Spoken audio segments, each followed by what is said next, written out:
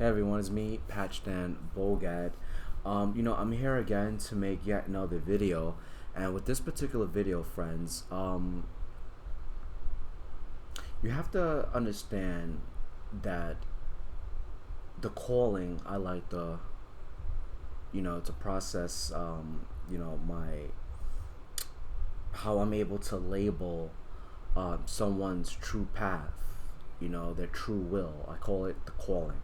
And what I mean by that is I'm not talking about in a master race kind of way where you feel chosen. That's very Abrahamic, where you're this supposed almighty God's, let's say, chosen people. And not only is that a form of favoritism, but then I would be one of those individuals be like, then what about me? You know what I mean? It's like it's something that you kind of, you know, you go back and forth with. But I digress, right? But however, that's not what I'm talking about when I say the calling. What I mean by the calling, it kind of reminds me of H.P. Lovecraft, The Calling of Cthulhu. But maybe that's where I got it from. But the idea behind the calling, if you will, it's actually my way of saying what is your true will in regards to how you're able to illuminate within this darkened world. You are the light of the dark world that we live in. It's very, very dark indeed. And sadly, a lot of people don't know how to navigate it. That's why I love what I do, because my true will, my purpose, it goes, you know what I mean? Inward and out. That's just my passion. It's how I feel about what I do, you know? It's how I feel. It's something that I know what makes me. It goes in and out of me. You inhale, you exhale. It just becomes you. It resonates within you. It's a passion, a drive. So what makes you so passionate about the occult or anything of that matter? It can be anything, right?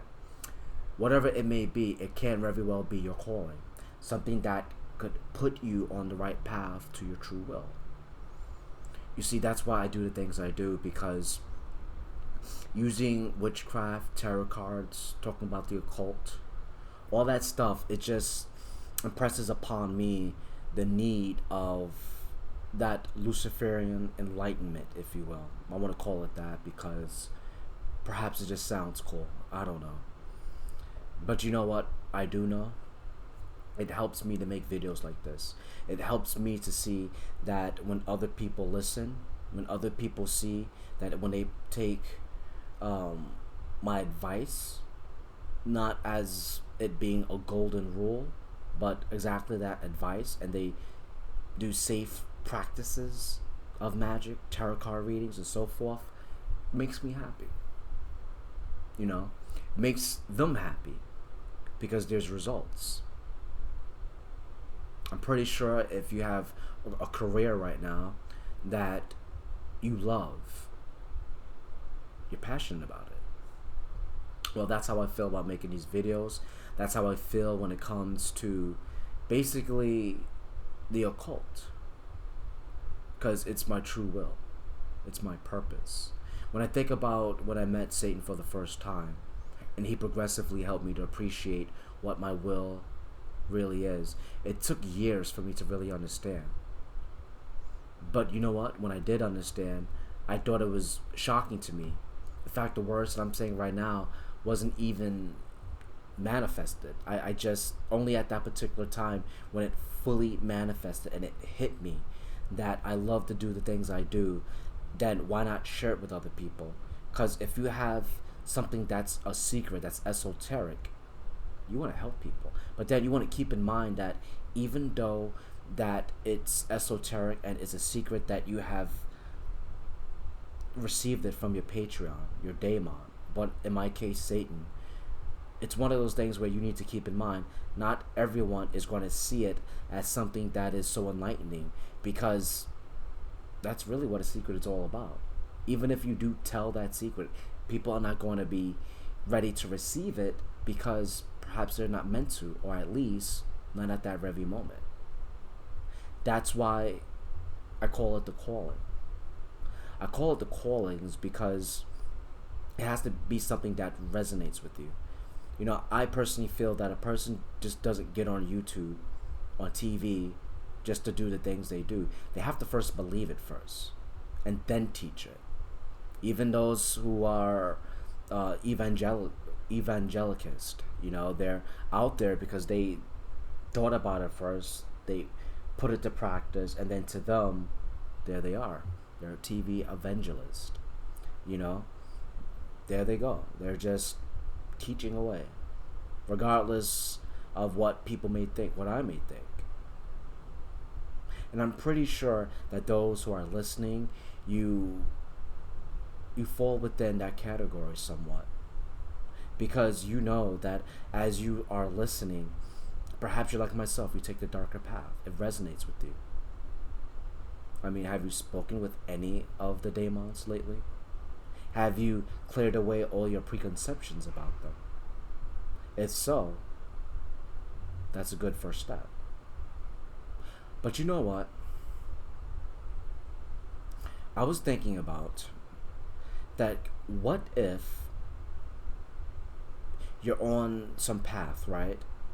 And you feel that it's a calling to you, and it ends up not being such. Now what? Well, that's why I personally believe, and this is from Satan himself, that he helped me to appreciate that that's why you need to understand that people use truths as vehicles, which is not a bad thing. It's what you should do. And what Satan means is that when you use truth as a vehicle, you use it to get you to A to B, to where you have to go. And sometimes vehicles, well, they outlive their purpose. So you get out of that vehicle to exchange it for a new vehicle or a new truth, and then you be on your merry way. That's a good example on how we're able to look at a calling that served you for that particular moment, then it no longer serves you anymore. So now you're with something else. It's like way back when I was a Christian, it was something that I did believe in. Now it's not. I exchange it for a different truth. Now this is my calling.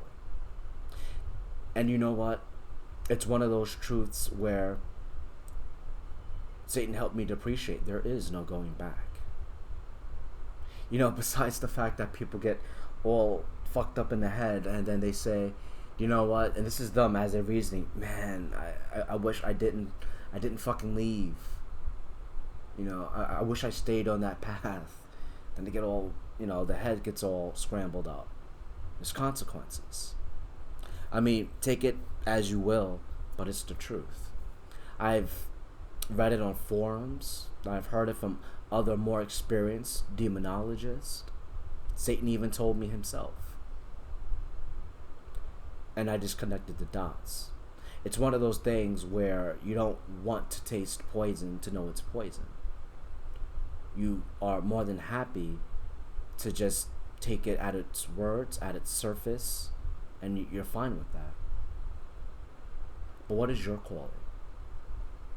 See, what are you willing to do to be called by the demonic? To take a darker path? To know what is best for you? If you do so by asking the daemon in a vague way, let them decide what is best for you. Because that would be equivalent of you trying to do a lesser love spell, you know, and you're very specific on who you want to be with. You know, it saves you all the trouble from going through that, because if that individual doesn't love you in return and you're manipulating matters, it's just like, I personally wouldn't recommend it. But that's just me. Other people do so at their own, you know, choice. But the way I see it, if you make any sort of decision, you want to make sure that it's the right decision. You want to make sure that if it is something that you want to do, think about it before you do it. You don't want it to backfire. Just like certain love spells, or I like to call them lust spells.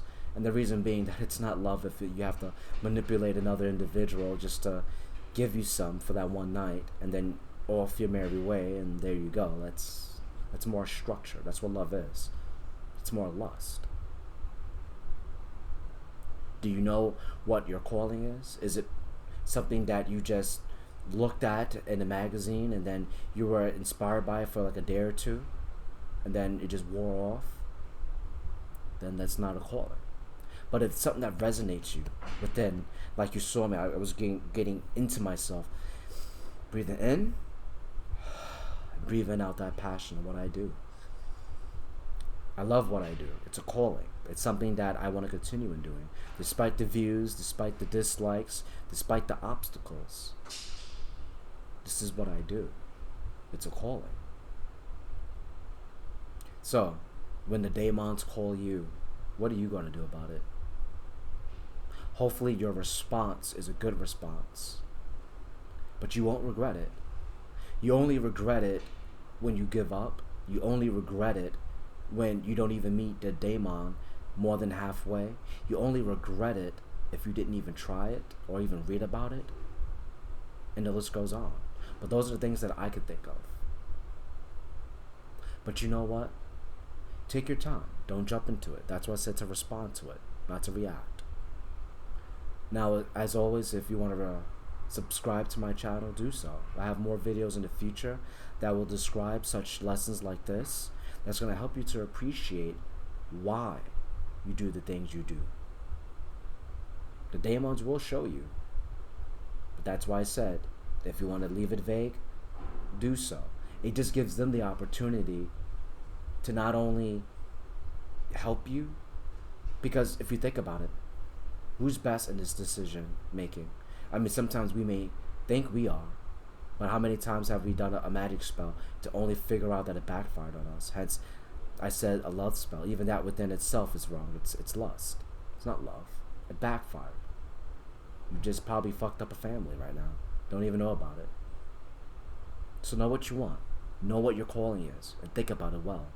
Don't let it backfire on you. So with that said, thank you for your time.